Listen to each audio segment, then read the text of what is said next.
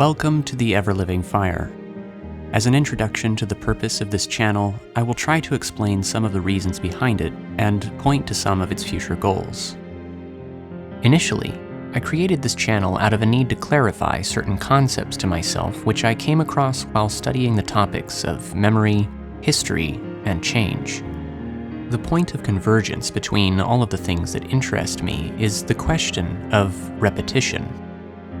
Does anything truly repeat itself? What might be the cause of repetition? And what happens when a constant repetition terminates? If anything can be said to repeat interminably, it is probably the need to return to first principles. Like a leitmotif or melody which reprises itself over and over, the question of the arche or source always presents itself as new whenever we turn to think about it. If we think of all the music that has ever been played both in recent history and in the distant past, what strikes us most deeply is the fact that we will only ever experience a mere fragment of the complex phenomenon of sound. In a very similar way, when it comes to other human affairs like history, literature, visual art, and even memory itself, we will always only have access to a thin slice of the entire register, since consciousness is by definition so limited in scope compared to that upon which it is founded. For me, the video essay format provides a structure which allows a certain level of organization where I can try to offer up my own impressions in order to help others engage with the spoken and unspoken discourse that surrounds us.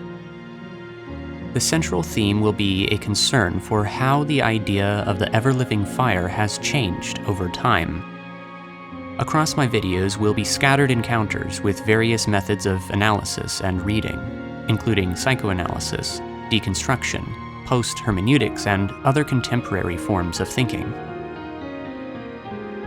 The ever-living fire will only be a fragment of a much larger process, perhaps merely pointing to whatever historical truth may lie behind the various attempts to abbreviate the process of becoming. As the project evolves, it will be necessary to revisit basic concepts so that things don't get too carried away, just as we might tend to a fire to keep it going without letting it spread too far. These questions will hopefully remain alive as we try to understand whatever the arche might have meant. Rather than seeking to do away with what is still obscure in our experience, I will try to resist the temptation to hastily unify and generalize, and instead allow each viewer to draw their own conclusions when they feel they should. A philosopher once said that philosophy would one day consist in assembling reminders. In addition to an exploration of the notion of repetition, this channel will also serve as a sort of mnemonic archive, each video being a simple reminder to you, the viewer, of the most fundamental things you already know.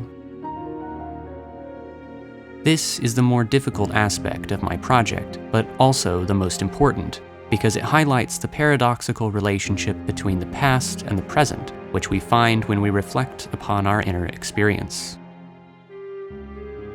There may once have been a time, deep in the past, when what we call the archive was purely musical in nature. At a time when the distinction between animal and human was just beginning to take shape, and when unconscious processes were nearly indistinguishable from civilization and culture, the melodies of memory were played not as a simple reminder, but as a celebration of life.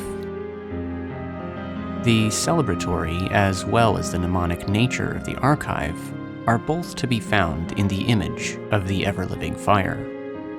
Without attempting to capture the obscurity that exists within or beyond the ever-living fire, this channel will hopefully provide a starting point for moving from a simple fascination with the flame of consciousness to a free-spirited engagement with the new, the old, and the unexpected.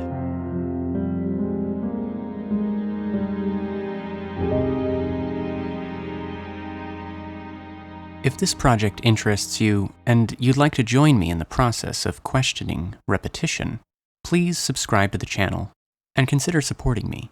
on Patreon.